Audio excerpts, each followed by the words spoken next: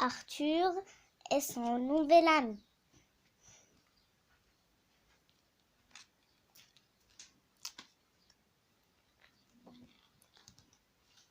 Le petit faucon. La journée, Arthur travaille à la cuisine du roi. Elle est responsable des légumes appelés. Et le soir, il rentre chez ses parents dans la forêt. Un matin, Arthur enfile son tablier lorsqu'un cri retentit. Cela vient de dehors. Arthur se penche à la fenêtre. C'est Paul, le fauconnier. Il crie après un jeune rapace qu'il essaie de dresser. Recommence, hurle Paul, avant de placer un petit bout de viande sur son poing. Viens chercher.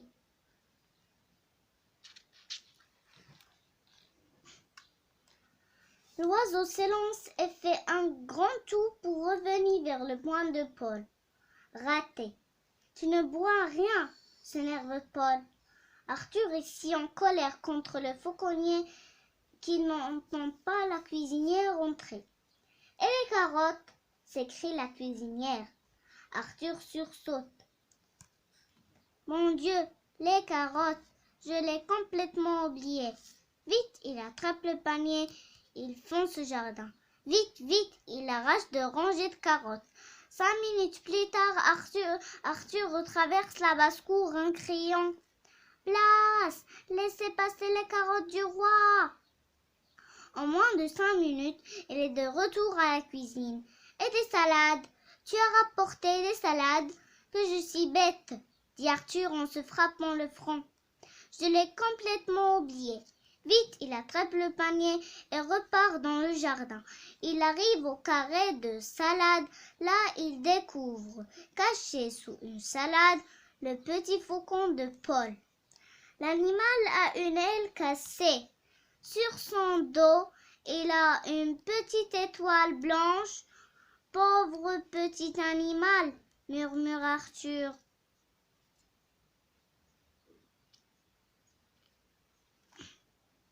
En même moment, Paul sugrée dans l'allée du jardin. Elle est très en colère. Ses yeux noirs languent des éclairs. Sa voix grande. « Je cherche ce maudit faucon. Si je le retrouve, je vais couper une aile. » Arthur s'écrie.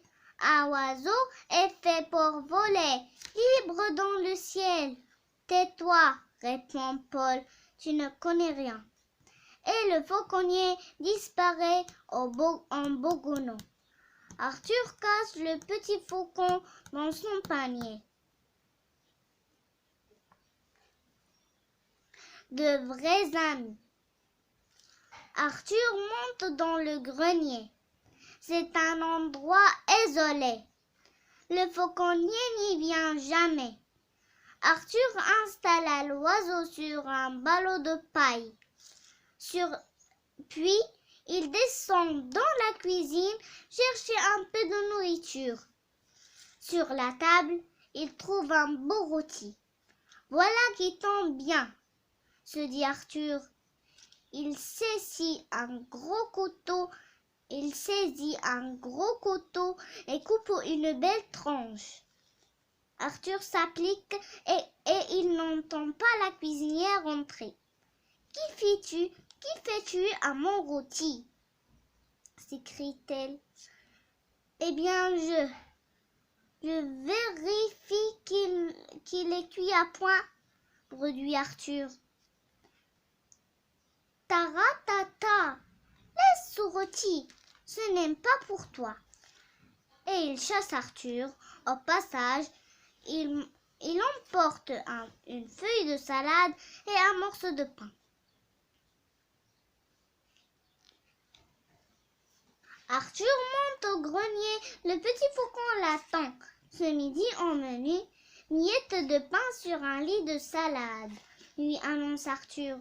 Le faucon mange, puis s'endort épuisé. Arthur lui murmure, « Je vais te soigner et te garder. Je connais tous les gestes pour t'apprendre à virevolter, à tomber en piqué. À partir de maintenant, je suis ton fauconnier. Le soir, Arthur emporte le petit faucon chez lui. Il le cache sous les salades dans son panier. Il n'a pas envie que le méchant fauconnier découvre le pauvre animal. Il lui donne un nom, Volo.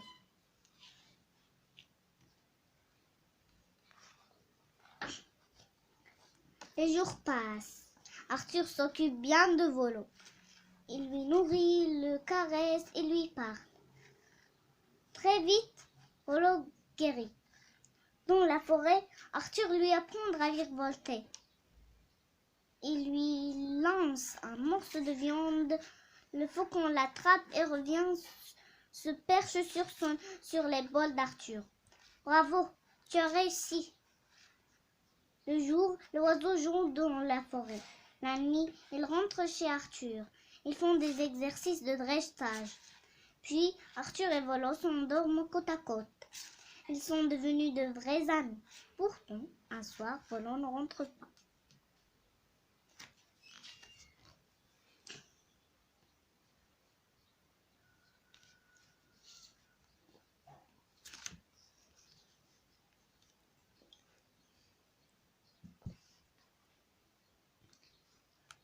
La fuite. Les jours passent. Arthur est sans nouvelles de son ami. Il est très triste. Un jour, le roi organise un grand banquet. Il y a beaucoup d'invités. Arthur pèle des légumes, les tonnes et les tonnes de légumes. Dans le pré, les serviteurs installent de grandes tables. Le roi, la reine et les invités sont assis. On entend un roulement de tambour. Le spectacle commence. Paul le fauconnier rentre. Sur son bras, un aigle doré agite ses grandes ailes. Oh! Oh!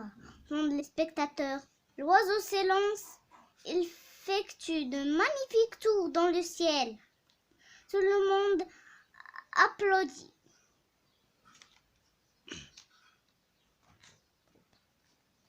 Tout à coup, Arthur entend un cri qu'il reconnaît. Cela vient de la volière.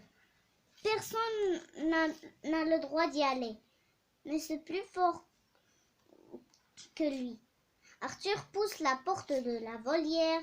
Dans un coin, une cage posée. Il retrouve d'un épais tissu. Arthur soulève le tissu et découvre Volo enfermé. Volo, s'écrie-t-il fou de joie, je te retrouve enfin. Puis la colère succède à la joie dans le cœur d'Arthur. Quand il comprend que son oiseau est prisonnier. Ça ne peut pas se passer comme ça, s'écrie-t-il. Il saisit une pierre et frappe la serrure de toutes ses forces. La cage s'ouvre. Volo s'élance, heureux de déployer ses ailes. Le fauconnier arrive à ce moment-là et s'écrie « Garde, arrêtez ce voleur, il vole le faucon du roi !» Arthur s'enfuit avec Volo. Il courait aussi vite qu'il peut droit devant lui. Mais les gardes ferment les lourdes portes du château. « Ah !» s'exclame le chef des gardes. « Le voleur ne peut plus nous échapper. » Arthur entend les gardes courir derrière lui. S'engouffre dans un couloir, traverse la cuisine, tourne à gauche, à droite, puis prend un escalier. Il arrive devant une petite porte fermée. Nous sommes coincés, s'écrie-t-il. C'est alors que la petite porte s'ouvre. Par ici, lui chuchote-t-on.